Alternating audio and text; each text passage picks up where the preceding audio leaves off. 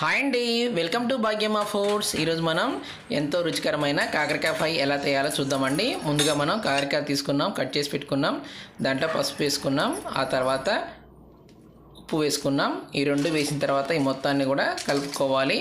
కాకరకాయ అనేది హెల్త్కి చాలా మంచిదండి. ఖచ్చితంగా వారంలో ఒకసారి తినాలి, అంత హెల్తీ ఫుడ్ అనమాట ఇది. సో తర్వాత ఒక గిన్నె తీసుకున్నాం, దాంట్లో ఒక 4 స్పూన్స్ ఆయిల్ వేసుకోవాలండి. ఒక 4 గంటల ఆయిల్ వేసుకున్నాం. ఆ తర్వాత దీంట్లో తాలింపు గింజలు వేసుకోవాలి. తర్వాత కరివేపాకు వేసుకున్నాం. ఆ తర్వాత ఎండుమిర్చి వేసుకున్నాం. తర్వాత దీంట్లో కట్ చేసి పెట్టుకున్న ఉల్లిగడ్డ ముక్కలు వేసుకోవాలి.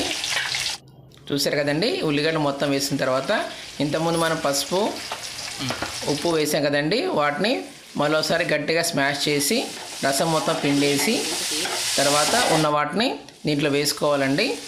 కొంతమంది కాకరకాయ రసం కూడా తాగుతారండి, చాలా మంచిది అది హెల్త్కి కూడా. సో ఆ తర్వాత దీంట్లో పసుపు వేసుకున్నామండి. పసుపు వేసుకున్న తర్వాత మొత్తాన్ని కూడా కలుపుకోవాలి.